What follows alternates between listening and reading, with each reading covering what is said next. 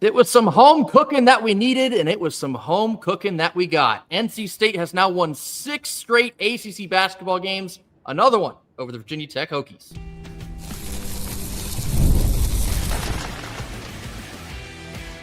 You are Locked On Wolfpack, your daily podcast on the NC State Wolfpack, part of the Locked On Podcast Network, your team every day. What's up, Wolfpack Nation? It's time to get locked in with Locked On. Thanks for making Locked On Wolfpack your first listen each and every day. We are free and available wherever you get your podcast and on YouTube. Part of the Locked On Podcast Network, the #1 sports podcast network, your team every day. Our Saturday post-game live is brought to you by Mazda. Mazda puts that same drive into each and every detail. Wins define the moment, putting in the work that defines you. Stay tuned for later in today's show for highlights in this week's Moving the Game Forward. There's more to a Mazda because there's more to you. Happy Saturday post-game live to all. As always, I'm Grayson Boone, joined by former Wolfpack defensive tackle Kenton Gibbs.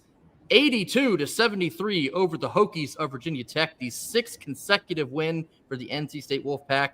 It was great to be back home inside the Lenovo Center. I thought the crowd altogether was pretty good. It felt like an earlier day crowd. The noise level in there was very solid. I think there's still some work to be done. I think if you know, you know. But I say all that to say the energy there was great. The energy on the court may have been even better. Will Wade was fired up at several points of this game. I thought Trey Holloman had an excellent game, perhaps his best game of the season so far. It was another team win. I don't think we played an A-plus game today, but good teams find a way to get it done. And for the 6th straight game, we did exactly that. Yeah, I agree. Good teams find a way to get it done. There was a lot to celebrate in this game. And like I said on our Twitter page, if you didn't see it, imagine if I told you coming out of this game, or coming into this game rather, right? You see this game on the schedule, you say, man, we've been putrid at home all year. How is this team going to react? Imagine if I tell you coming into this game that Darian Williams and Van Allen Lubin would combine for 15 points, many of which came during garbage time, in essence, when the game was already decided. Imagine if I told you it would be 15 points from those two combined, and it wasn't much of a, hey, these two dominated, showed up throughout type of deal. What would you think happens in this game, Grayson? Would you think we have a path to win? I'd probably say at the very least it got really dicey and maybe the game went either way.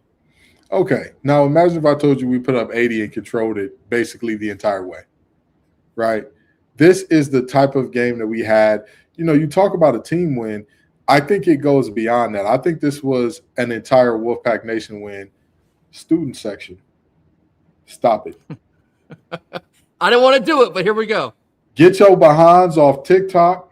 Get your behinds off Instagram. Stop worrying about what's cringy. Yes, being a fan is de facto a little cringe. Yeah, so what? Okay?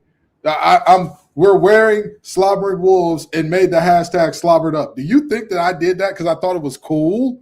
Do you think that I was like, oh, nobody is ever going to cringe at this? I cringed at it literally the next day after we made that episode. But you know what? It's part of the deal. Will Wade should not have to take time out of coaching to get you fired up, student section. But now, back to the great things that happened in this game. It really was, top to bottom, a full Wolfpack Nation win. When their bigs were dominating down low, Will Wade said, all right, we got to switch how we're playing this thing. And he went from switching everything with very hard help to front it. So what that means is you put a player in front of the big instead of behind, and you make them make a pass over the top, because when you make that pass over the top, you got a guy in front of them that's smaller, could potentially jump and get the ball out, or it forces them to catch the ball up high and get themselves composed in a position they're not usually used to, which also provides time for the help to get over there. So ultimately, Will Wade did his part in coaching to get this done. Quadir Copeland, our 1,000 career point man. What a guy. What a guy. One of the things that goes unnoticed about Quadir Copeland that I saw being at the game in person today, he never stops talking. Even when he's on the bench. He's, hey, you need to be here. Hey, we need to run it like this. And Will Wade is sitting there smiling like an approving father, because that's what championship teams are made of. Championship teams aren't made of coaches rip everybody and let everything rock. Championship teams are made of the players saying that if it is to be, it's up to me. It's not up to Will. He's out of eligibility. He did his deal.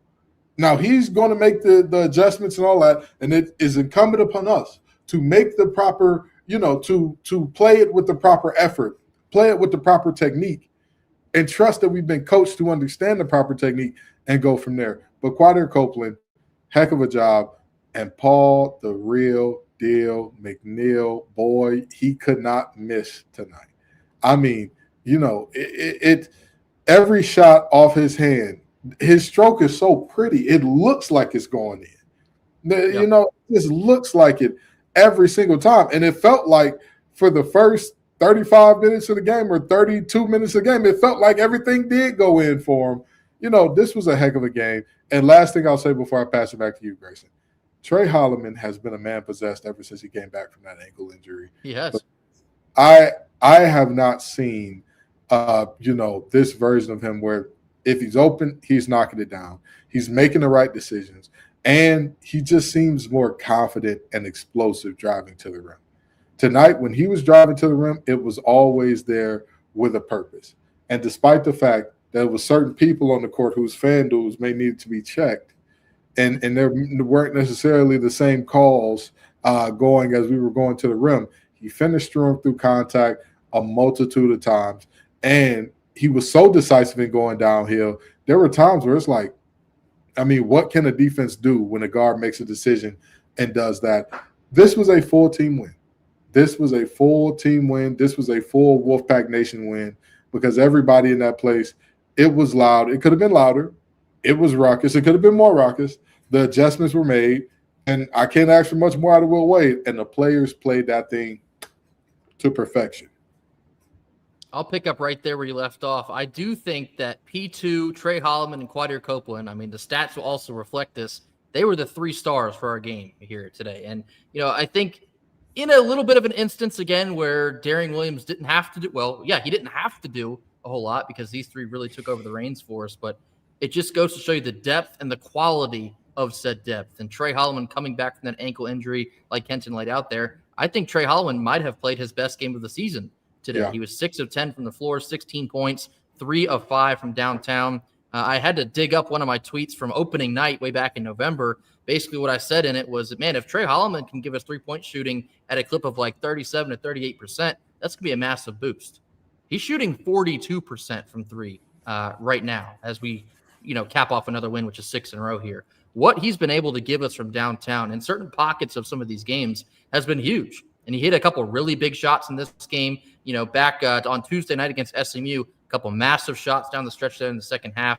What he's been able to give you to be a 3-point threat when you already have perhaps the biggest 3-point threat in the country in Paul McNeil. That guy, his green light, Will Wade calls it a neon green light, which it absolutely is, because to Kenton's point, every time P2's catching a ball, whether it's in transition or just flat out in the corner, you feel absolutely ecstatic about what's about to happen. Even in a miss, you want him to put up as many shots as he possibly can because every single one of them feels green. And P2 tonight, he had 21 points, 4 of 7 from downtown, 5 of 8 overall, 7 of 8 from the foul line, just getting it done. He's just getting it done. I thought his defense was even pretty good today, and that's not exactly a calling card for Paul McNeil. Just an excellent game, stepping up for this team. It was so great to watch. It's been continually great to watch how much Paul McNeil has developed, especially coming from last year and then watching him really start to blossom here this season. And then Quadir Copeland. This guy is quickly solidifying a case for a first-team All-ACC player. And I've seen some discourse from, you know where it's coming from, the fans that wear blue in the state of North Carolina saying, yeah, there's no way we have Seth Trimble. Yeah, there's no way we have Cam Boozer. This guy, he's not playing. Watch how much Quadir Copeland affects every single game. Like, go back and watch the highlights from our last 5, 6, 7, 8, 9 games. He has the ability to take a game over, keep us afloat, keep us in it, or finish a game off for us. He can do any one of those 3 at any given moment. Quadir Copeland today had 21 points on an efficient 7 of 11 shooting, 10 assists. 10 assists. He's averaging what in the last two games? 13 assists. That is astronomically impossible. And he's doing it with ease. The comfortability in which he commands the offense and some of the defense, the leadership. I keep coming back to that, especially these last couple post-game lines that we've done. He has full control over this team. And being a Will Wade guy, joining him from McNeese, you would certainly expect that. But I think it's been so far superior to what any of us could have even imagined. And, even Will Wade has said as much on his Thursday radio show. What Quadir Copeland has meant to this team so far, it cannot be overstated. It cannot be understated. He has been nothing short of absolutely spectacular in what has been the best year of basketball in his entire collegiate career. And another outstanding game for him. We have another game coming up on Monday. It's going to be a quick turnaround. We'll talk more about that later on. But you just feel really good about what we're throwing at teams from all directions right now. Elite shooting. The rebounding, I think, needs to get a little bit better. I'll talk about that in just a second. But the offensive effort that we had again today, it was good. Could have been better. And I think some of the rebounding would have helped with that. But the quality of shots I thought we took in this game was really, really good. Just excelling in spacing the floor, finding the right guy in the right spot at the right time, and then executing upon that. So great game offensively, 82 points. You'll take that virtually every single time because Will Wade and the staff, they're going to prioritize holding teams to much less than that. I'm still laughing at some of his comments from the SMU game on Tuesday, pissed that ended up a 1-point victory for NC State. We all feel great about it, and Will Wade stewing on the plane ride home. It's so funny to me that we have that type of leader now to run this program. But 6 straight wins for NC State, 82-73 over the VT Hokies. Much more to talk about here after a quick word from our sponsors. Stick with us. Our first sponsor of our Saturday postgame live is FanDuel. It's the last call for football on FanDuel. Tomorrow is Super Bowl 60. The one final chance to get in on the action before the NFL season officially comes to a close. FanDuel is making sure that you're getting right in the middle of this action with a special offer right in time for the biggest game of the year. Whether you're backing the favorite, riding with the underdog, or building one last same-game parlay, this is the game that everyone's been waiting for. This is where big predictions turn into big plays, stats turn into storylines, and every snap feels bigger. It's the perfect way to cap off the season and make the Super Bowl even more exciting from kickoff to the final whistle. If you're a new customer on FanDuel, all you have to do is bet just $5. If that $5 bet wins, you'll get $200 back in bonus bets guaranteed. Make it count because after the Super Bowl, the football season is over. Last call for football on FanDuel, the official sportsbook partner of Super Bowl 60. Visit FanDuel.com in order to get started.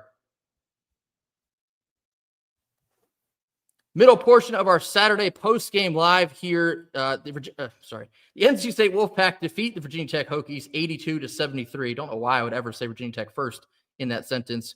9-point victory, 6 consecutive wins here. Let's dive in a little bit deeper into some of the stats. As I said, Darian Williams was a relative non-factor in this game, although he did have the highest plus-minus for us. He was a plus 16, which meant when he was on the court, NC State won by 16 points. That's always going to be a positive there. Just 4 points. He was 1 of 9 from shooting. However, and this is going to happen, if you're a basketball player, this happens. I thought he had really quality shots. I do. I think he took great shots. Yeah. They were a great time selecting these shots. Just couldn't get him to fall today. And that's okay when the rest of your team is sinking at the rate that we were. But 1 of 9 shooting, just 4 points. He did have 5 rebounds, finding a way to make an impact outside of scoring. Thought he was on the bogus end of a couple bad foul calls. Again, it is what it is. I thought the officiating today on the whole was not that great, but we didn't let that affect our game here, and we were able to close that out with a win. But Darian Williams, a game where you're not getting what you've expected to get it from him. And, the last 3 games coming into this one, he had back-to-back 20-plus point performances.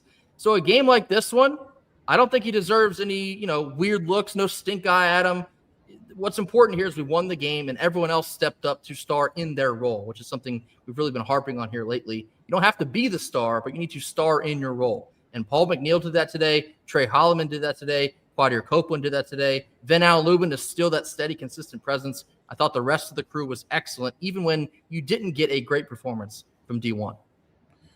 Grayson, of course we all knew that one of our transfers was going to be an ACC Player of the Year contender.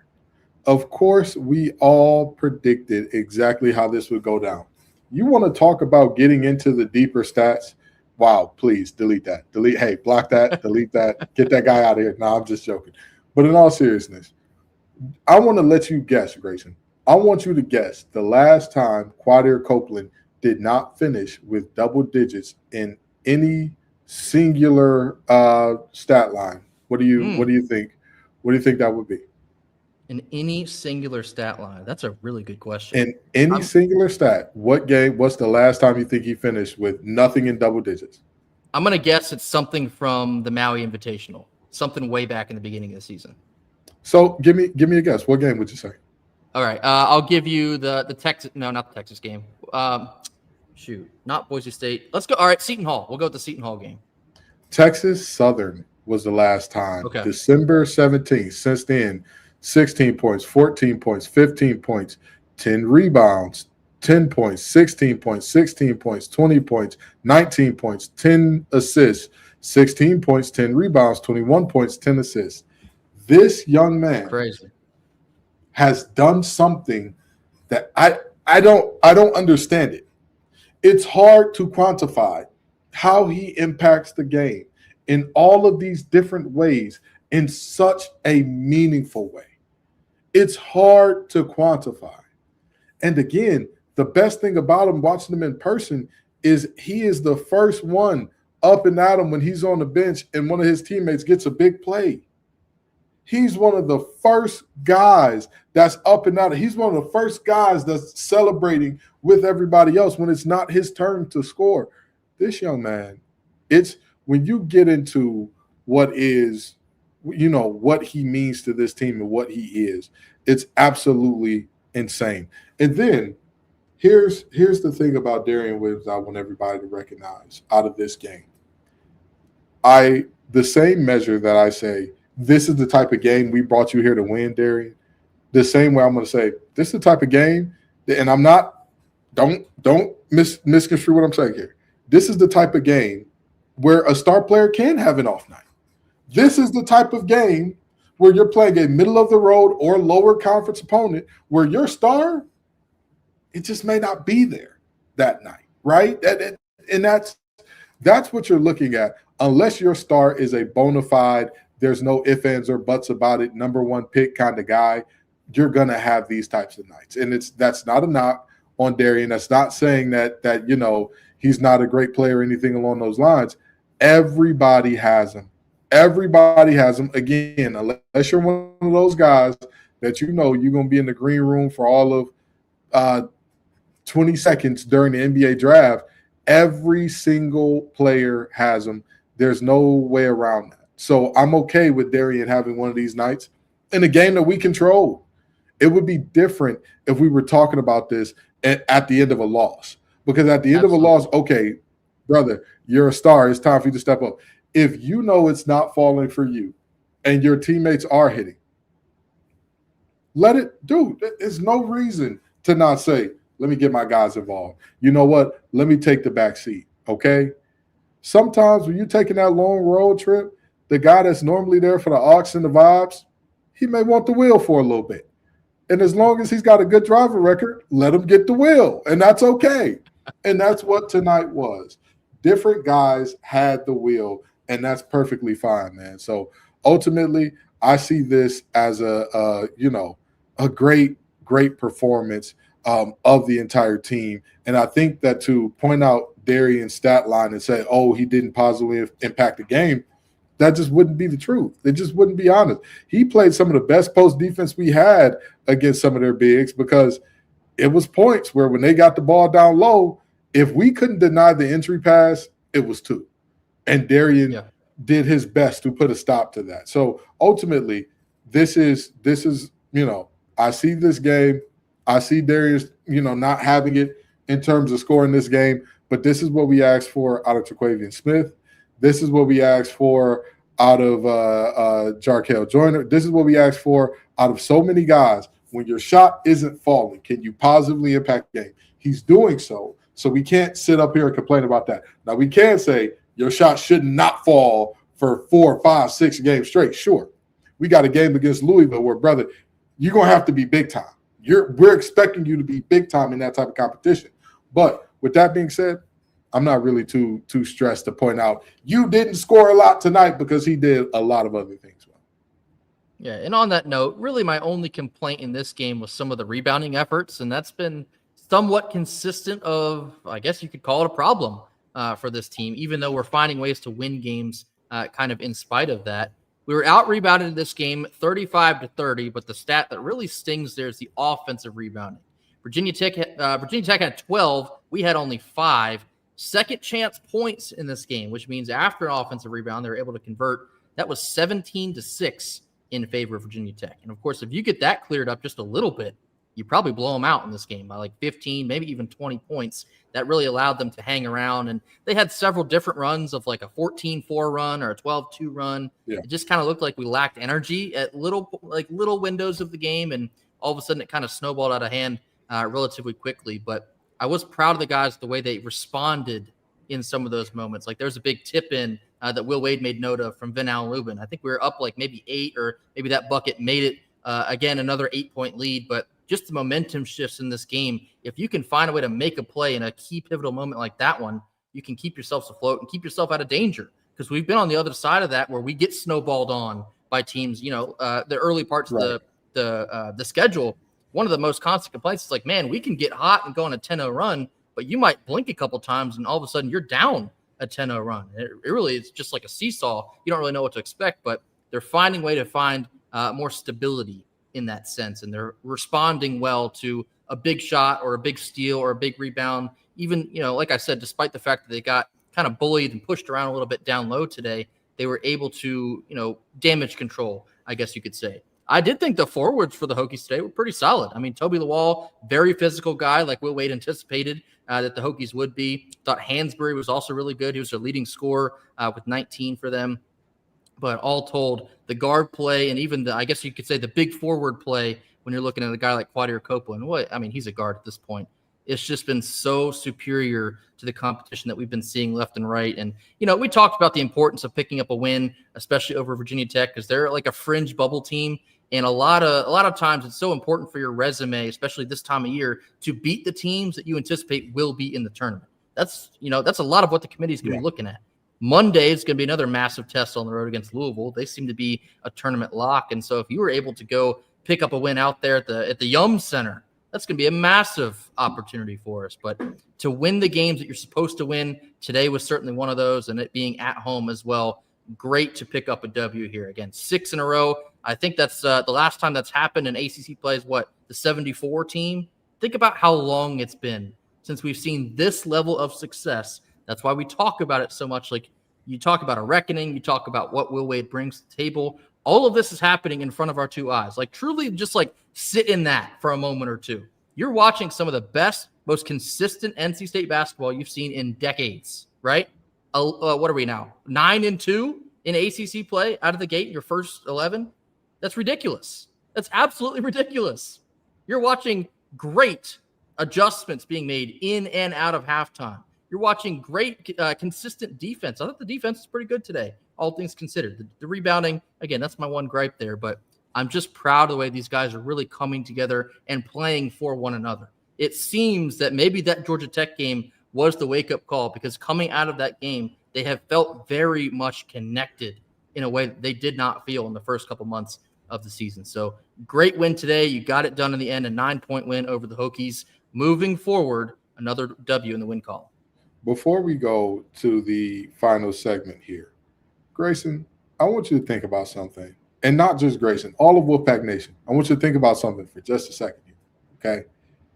Doesn't it seem like every other day we're pulling up a stat about NC State basketball? There's like, this is the last time we've done, or this is the first time we've done this since, or we haven't done this in the 3,000 games leading up to this, but these X amount will go away.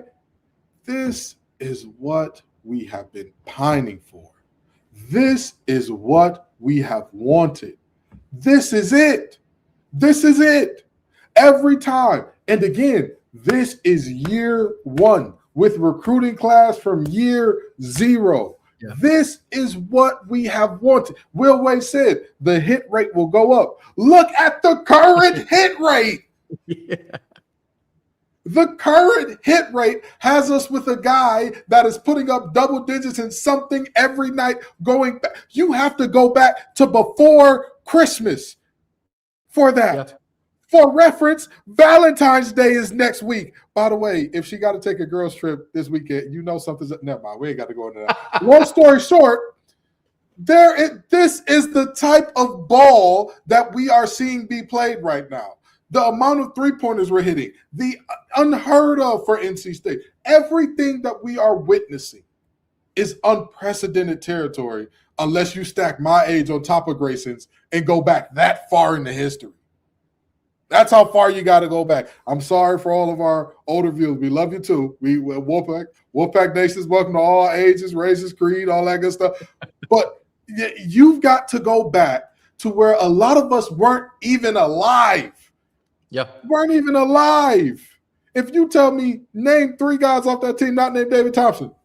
Hey, come on now. We're all Christians here. We all love some deity. You ain't got to do me like this. What's going on?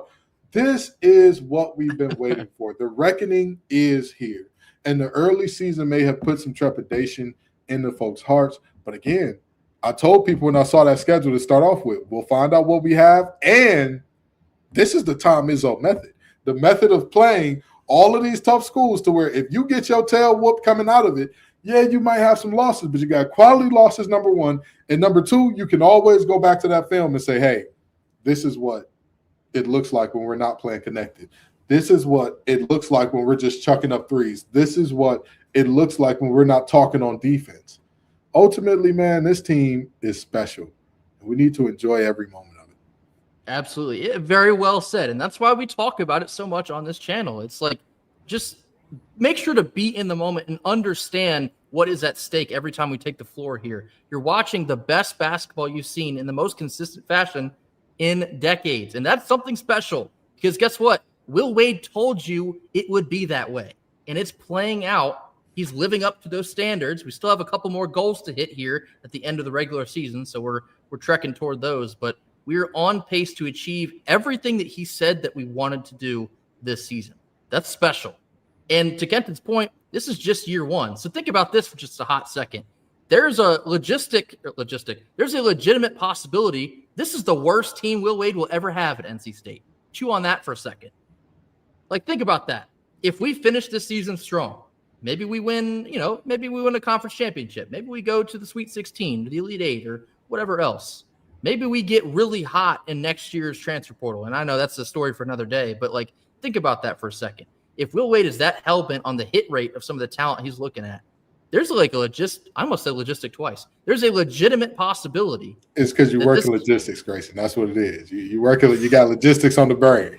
Man, I thought today was Saturday. I thought I was off. But, like, this could be one of the worst teams. And understand what I say when I say that. This is just scratching. It's the ground floor. It's the ground floor of a great skyscraper that we're building up of Wolfpack greatness.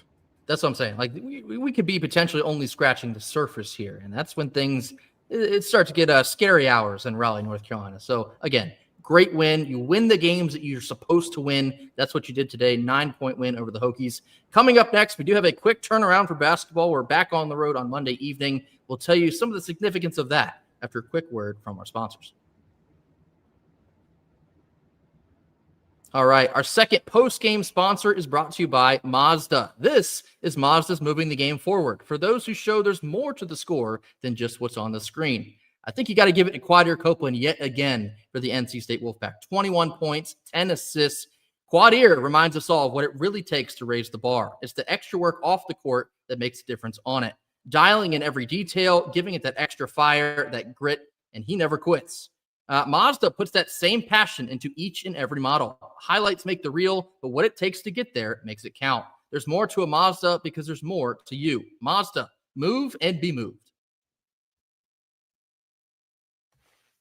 Last couple minutes of our Saturday post-game live. Again, humongous thank you to everyone for being in here with us after each and every one of these. We love doing these, especially after a W, and in fact, 6 of those W's in a row. But it's always great to interact with the fans. I know a ton of you were recognizing Kenton in the crowd. It's really is like surreal that people will look at us and be like, hey, we watch you guys all the time. I'm like, man, we just feel like two talking heads on the internet a lot of the time. So shout out to y'all. Another great crowd at the Lenovo Center today. But back on the road Monday evening. It will be a road game at Louisville. Louisville has been consistently, well, not so much in the conference standings, but consistently in the top end of ACC basketball this year. They're currently ranked 24th. We'll see if that holds up on Monday. Okay. One more thing off topic. Because we have now beaten Virginia Tech and went 2-0 in the week, I do anticipate NC State will be ranked on Monday. So if Louisville stays ranked, and we know how ratings work for ESPN, I think you might see a number next to our name to promote that matchup. But anyway,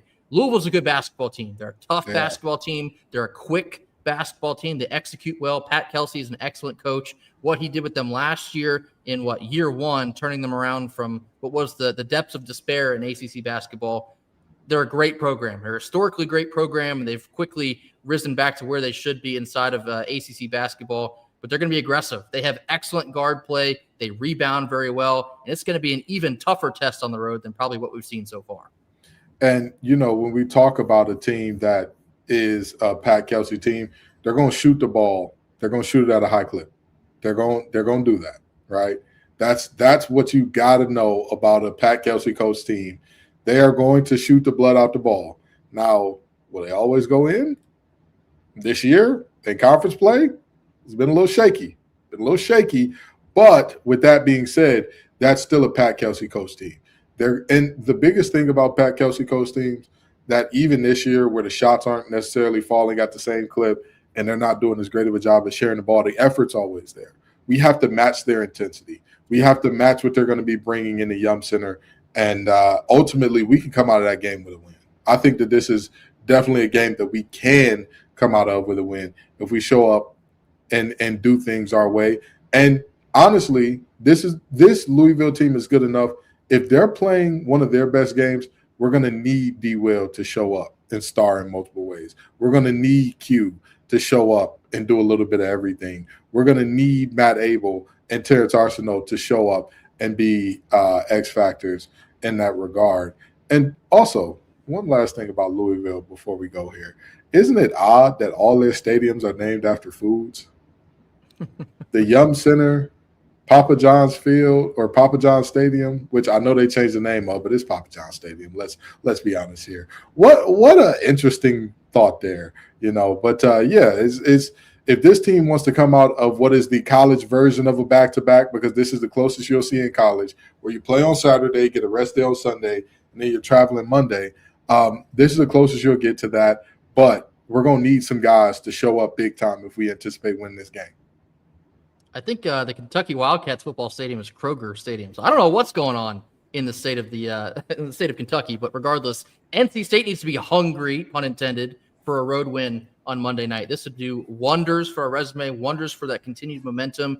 Imagine a world where you already have 6 wins in a row, and then you knock off what many to perceive one of the top couple teams in the ACC conference. We would be hot at a clip that nobody would want to see us after that. So, I think this NC State team is starting to get hot at the right time. You don't want to get too hot because you still got some season to play with here, but we've reached a little bit more than just a simmer. We're starting to heat up a little bit. You don't want your little kids to be playing around the stove because they'll get burned. Everybody learns from a young age that it only takes one touch on one of those burners, and you won't ever do that again. So you want teams to feel that way when they're playing the NC State Wolfpack right now. You don't want to, give them confidence later in the game. And, I think a concern coming into the Louisville game is how we have kind of played with our food at times, just a little bit. The rebounding in part is some of that, and allowing runs kind of going stagnant on offense for just like a 2 to 3 minute window, and then watching our lead kind of get chipped into.